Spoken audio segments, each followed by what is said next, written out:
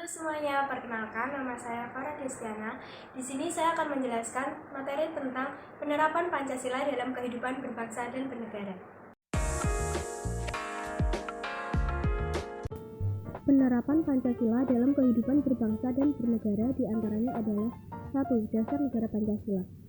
Pancasila tidak hanya ada sebagai dokumen resmi atau seremonial, tetapi seharusnya menjadi landasan yang mengatur dan menyelenggarakan negara. Pemberlakuan Pancasila harus melekat dalam tindakan pemerintah sebagai penyelenggara negara. Yang kedua, 3 tataran nilai Pancasila.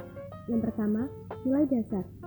Nilai dasar merupakan nilai abstrak dan tetap, tidak tergantung pada perubahan waktu dan tempat, mencakup prinsip-prinsip fundamental yang diakui secara mutlak seperti 5 sila Pancasila. Yang kedua, nilai instrumental. Nilai instrumental merupakan penjabaran kontekstual dan nilai-nilai Pancasila. Nilai ini mengarah pada strategi, kebijaksanaan, sistem program, dan proyek yang harus sesuai dengan tuntutan zaman dan didasarkan pada nilai dasar. Yang ketiga, nilai praksis. Nilai praksis merupakan merujuk pada nilai-nilai yang diterapkan dalam kehidupan sehari-hari baik maupun masyarakat negara. Nilai ini termanifestasi dalam tindakan nyata dan dapat dilakukan oleh lembaga negara, organisasi masyarakat, dan individu. 3. Kesesuaian dan konsistensi nilai. Penerapan nilai instrumental dan nilai praksis harus sesuai dan konsisten dengan nilai dasar Pancasila. Nilai instrumental tidak boleh bertentangan dengan nilai dasar, dan nilai praksis tidak boleh bertentangan dengan nilai instrumental. 4. Tanggung jawab lembaga negara. Lembaga negara seperti MPR, Presiden, dan DPR memiliki peran dalam menyusun nilai instrumental yang menguraikan nilai-nilai Pancasila dalam undang-undang, peraturan pemerintah, dan kebijakan lainnya. 5. Telaah nilai instrumental dan praksis. Penelitian lebih lanjut dilakukan pada nilai instrumental dan nilai praksis dalam praktik bernegara. Nilai instrumental mengarah pada pembuatan hukum dan kebijakan yang mencerminkan nilai-nilai Pancasila. Nilai praksis mengacu pada penerapan nilai-nilai Pancasila dalam kehidupan sehari-hari. 6. Wujud nilai instrumental. Nilai instrumental tercermin dalam bentuk undang-undang dan peraturan pemerintah. Penting bahwa nilai-nilai ini sejalan dengan prinsip-prinsip dasar Pancasila. Sila pertama, ketuhanan yang Maha Esa. Nilai dasar mengakui dan takwa kepada Tuhan yang Maha Esa. Nilai instrumental diwujudkan melalui Undang-Undang Dasar 45 Pasal 28E dan 29 yang mengaku kebebasan beragama, beribadah, dan meyakini kepercayaan sesuai hati nurani. Nilai praksis menghormati kebebasan menjalankan ibadah sesuai agama dan kepercayaan. Sila kedua, kemanusiaan yang adil dan beradab. Nilai dasar menghormati dan melakukan manusia sesuai dengan harkat dan martabatnya. Nilai instrumental diatur dalam UUD 45 Pasal 14, 28A, 28B, 28C, 28I, dan 28J yang menjamin hak asasi manusia, hak hidup, hak keluarga, hak pribadi, hak bebas dari penyiksaan, hak untuk tidak diskriminasi. Nilai praksis mengaku kesetaraan, menghormati hak asasi setiap manusia tanpa membedakan. Sila ketiga, Persatuan Indonesia. Nilai dasar menghargai persatuan dan kesatuan Indonesia. Nilai instrumental ditegaskan dalam UUD 45 Pasal 25A, 35, 36, 36A, 36B, dan 36C. Nilai praksis mengembangkan sikap saling menghargai, memajukan pergaulan bangsa, dan menjunjung tinggi persatuan. Sila keempat, kerakyatan yang dipimpin oleh hikmat kebijaksanaan dalam permusyawaratan perwakilan. Nilai dasar menghormati musyawarah dan keputusan bersama. Nilai instrumental diatur dalam UUD 45 Pasal 2, 3, 6A, dan 19 yang mengatur tentang perwakilan rakyat, pemilihan presiden, dan kegiatan musyawarah. Nilai praksis menghargai hasil musyawarah dan ikut serta dalam pemilihan umum. Sila kelima, keadilan sosial bagi seluruh rakyat Indonesia. Nilai dasar mengutamakan keadilan sosial. Nilai instrumental diwujudkan dalam UUD 45 Pasal 33 dan 34 yang mengatur perekonomian yang berkeadilan dan perlindungan fakir miskin dan jaminan sosial. Nilai praksis mengembangkan perbuatan luhur, menjaga keseimbangan hak dan kewajiban, menjaga keseimbangan hak dan kewajiban, serta tidak bersifat boros.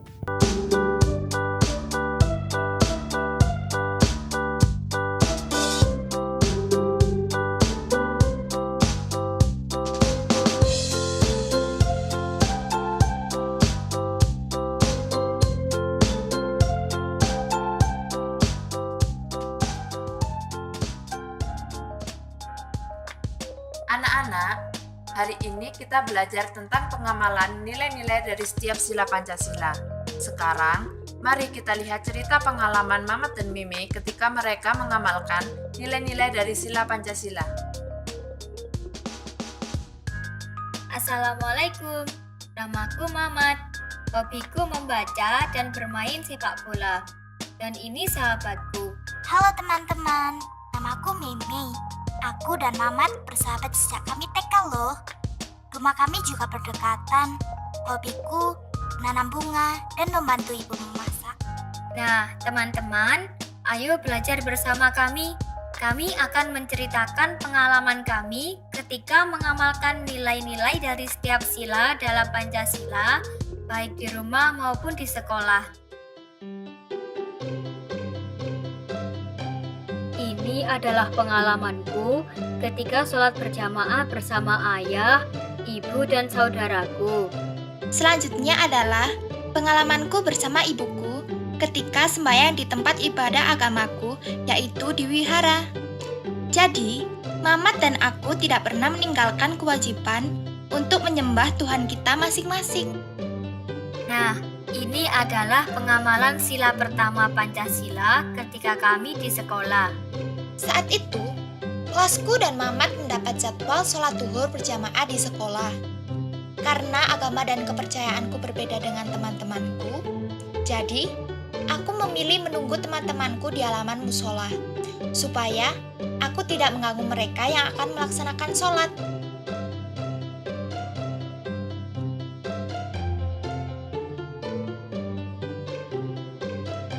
Ini adalah pengalamanku ketika aku membantu ayah membersihkan kebun di depan rumah. Pagi itu, kulihat ayah sedang menyapu kebun sendirian. Segera, aku menghampirinya dan membantunya memasukkan sampah ke dalam tempat sampah. Ini adalah pengalamanku ketika melihat ibuku dari pasar. Ibu terlihat sangat lelah karena membawa barang belanjaan yang banyak. Segera, aku mendekatinya dan membantu membawakan barang belanjaan ibu. Nah, teman-teman, pengalamanku dan Meme ini merupakan salah satu contoh pengamalan nilai dari sila kedua, yaitu kemanusiaan yang adil dan beradab di rumah. Ini adalah pengalamanku dan Mamat ketika di sekolah. Ada temanku yang bernama Robi dan Doni. Mereka sedang berkelahi di halaman kelas. Mengapa mereka berkelahi? Segera, aku dan Mamat melerai keduanya, dibantu oleh teman-teman kami yang lain. Nah, karena kejadian ini, Mamat, aku, beserta teman-temanku yang lain telah mengamalkan nilai dari sila kemanusiaan yang adil dan beradab di lingkungan sekolah.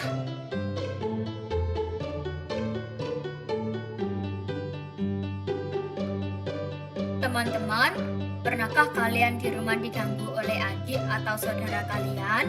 Nah, sama sepertiku. Ini adalah pengalamanku ketika aku bermain bola. Tiba-tiba adikku meminta bolaku karena dia ingin bermain dengan bola itu. Aku pun mengalah dan memberikan bola itu kepada adikku karena aku sangat menyayangi adikku. Ayah dan ibuku pernah menasihatiku bahwa kita harus saling menyayangi dan menghormati sesama, baik dengan keluarga sendiri maupun dengan orang lain. Karena dengan begitu kita akan terbiasa untuk saling menyayangi sesama, sehingga kita akan terlatih untuk menjaga persatuan dan kesatuan bangsa kita. Teman-teman, salah satu contoh pengamalan sila ketiga di sekolah adalah mengikuti pawai budaya di sekolah dalam rangka memperingati Hari Kemerdekaan Indonesia. Kami memakai pakaian adat khas daerah seperti baju adat Jawa, Sumatera, Madura, ataupun daerah yang lainnya. Hal ini menunjukkan bahwa budaya Indonesia sangatlah beragam. Karena perbedaan tersebut, kita bisa menjadi bangsa yang bersatu dengan sikap kita yang saling menghargai dan menghormati perbedaan di antara kita.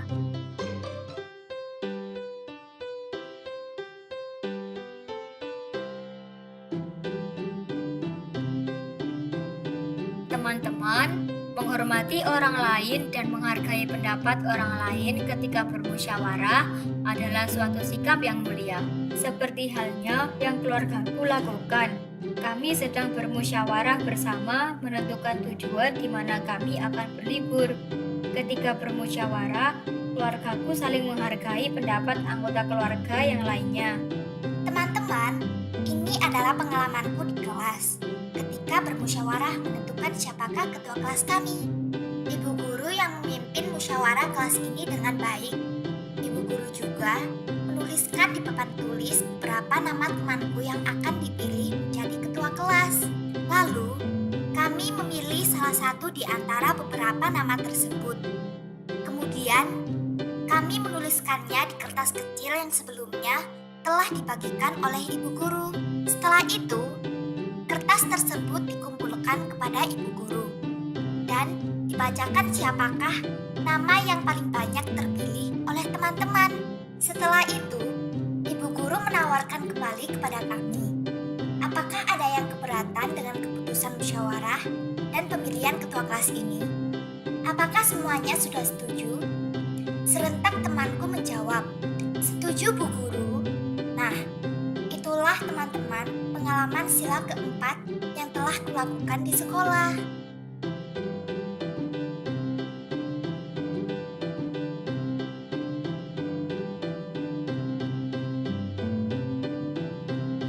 Teman-teman, ini adalah contoh pengalamanku mengamalkan sila kelima di lingkungan rumah.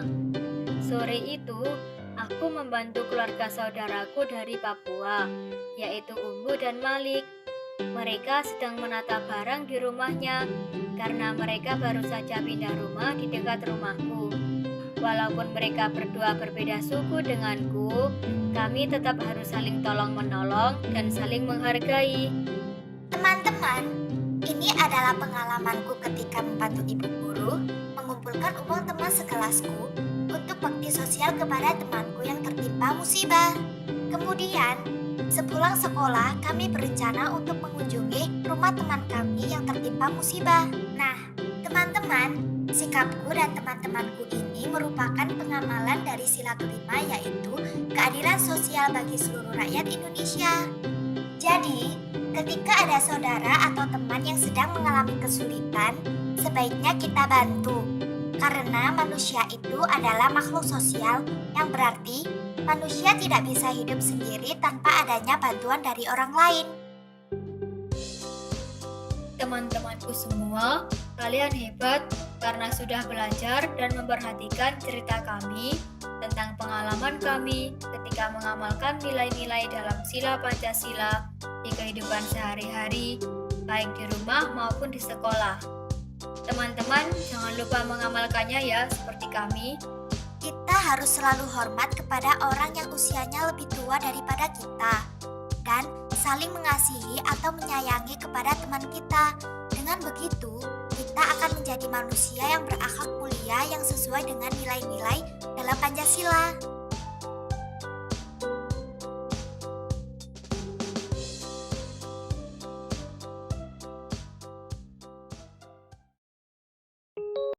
Undang-Undang Dasar Unit 4 Studi Kasus Pelanggaran Norma dan Regulasi.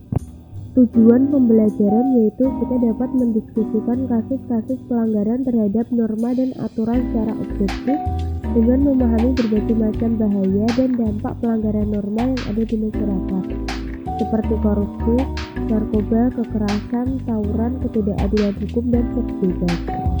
Pengertian dari norma adalah kesepakatan dari berbagai pihak, karena itu harus kita terima dan patuhi, meskipun kita bukanlah orang yang terlibat langsung dalam proses pengembalian kesepakatan tersebut. Contoh, ketika seorang warga masyarakat melanggar kesepakatan yang diatur oleh norma agama, dia akan mendapatkan konsekuensi atau akibat yang diatur oleh ajaran agama tersebut, baik dia akan menerimanya ketika masih hidup di dunia ataupun setelah dia meninggal dunia. Adapun contoh lainnya yaitu ketika warga masyarakat melanggar kesepakatan yang telah digariskan dalam kehidupan masyarakat, yaitu norma kemasyarakatan, dia akan mendapatkan konsekuensi berupa sanksi sosial dari masyarakat tersebut, apakah sanksinya berbentuk pengadilan atau bahkan pengusiran.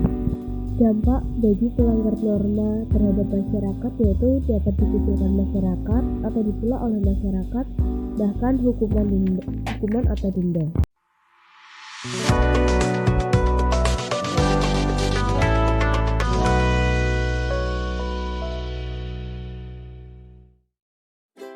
Studi kasus pelanggaran norma dan regulasi. Halo Sobat Belajar, bagaimana kabar kalian? Semoga tetap sehat dan selalu semangat. Pada kesempatan kali ini, mari kita belajar tentang studi kasus pelanggaran norma dan regulasi. Simak video ini dengan seksama ya. Norma dan regulasi.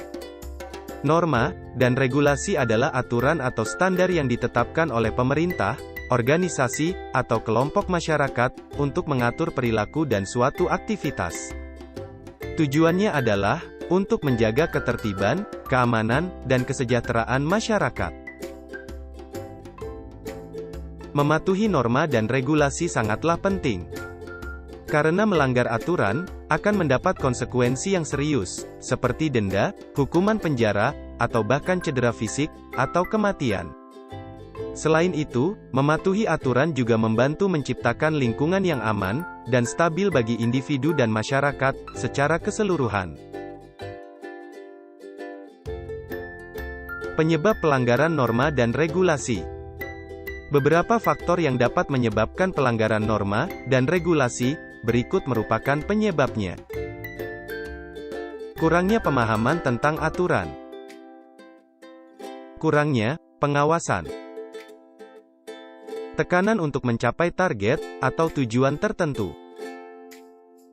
Serta kurangnya sanksi yang tegas bagi pelanggar.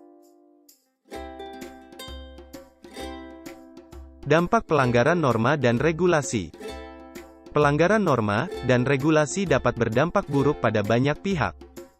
Individu yang melanggar aturan dapat menghadapi konsekuensi hukuman, seperti denda atau bahkan penjara. Organisasi yang melanggar aturan juga dapat menghadapi sanksi yang serius, termasuk kehilangan lisensi atau reputasi yang rusak. Bahkan, masyarakat secara keseluruhan dapat terpengaruh oleh pelanggaran norma dan regulasi, seperti ketidakstabilan ekonomi atau kerusakan lingkungan akibat tindakan yang tidak sesuai dengan aturan. Selain itu, pelanggaran norma dan regulasi juga dapat memicu efek yang lebih luas. Misalnya, satu pelanggaran dapat memicu pelanggaran lainnya, atau memberikan contoh buruk bagi orang lain, untuk mengikuti perilaku yang sama. Hal ini dapat menyebabkan masalah yang lebih besar di masa depan, baik bagi individu maupun masyarakat. Contoh kasus pelanggaran norma dan regulasi. Kasus yang akan kita bahas adalah tentang suatu perusahaan yang melakukan pembuangan limbah berbahaya ke sungai tanpa izin dari pihak berwenang. Limbah tersebut mengandung bahan kimia beracun yang dapat membahayakan kesehatan manusia dan lingkungan sekitar. Setelah dilakukan investigasi, perusahaan tersebut dinyatakan bersalah karena melanggar undang-undang lingkungan dan dijatuhi denda yang sudah ditentukan. Selain itu, perusahaan juga harus membersihkan sungai dan memperbaiki sistem pengelolaan limbah mereka agar sesuai dengan standar yang ditetapkan dan tidak merusak lingkungan di sekitarnya.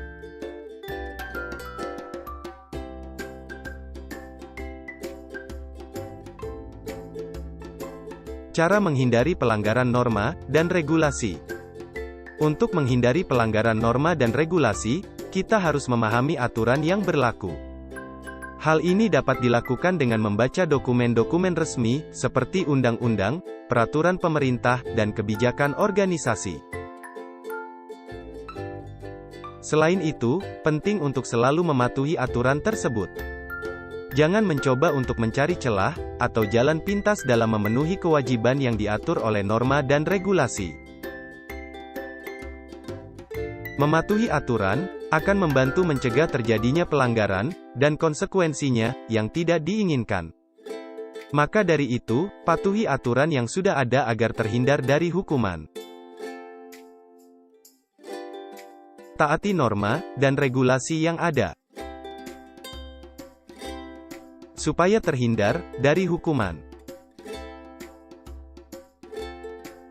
Demikian pembahasan tentang studi kasus pelanggaran norma dan regulasi ya sobat.